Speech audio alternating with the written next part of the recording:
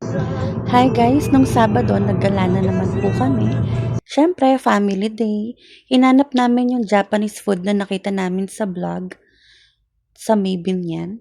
Tapos eto, nauna na silang pumasok. Ako nagbibidyo-video na. Tamang paganda-ganda lang. Tapos pagtitripan ko yung mga pamangkin ko. Siyempre, si feeling vlogger, binibidyo sila. Ano ang mga iniisip ng mga to? Ang lalalim ng iniisip.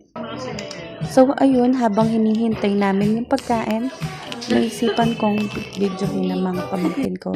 Tapos nag-costume pa Ang cute tong mo isa, naman. parang bakla. Tawa-tawa lang siya, parang badyaw. May pag-trending pa.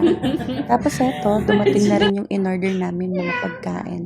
Sobrang sarap, sobrang sulit yung pinuntahan namin na layo. Nag-order nga pala kami ng ramen, tempura, dumpling, at saka ng pork tonkatsu. Nakalimutan ko nga pala yung pangalan ng isa. Basta't ang masasabi ko lang, masarap siya. Ayun lang.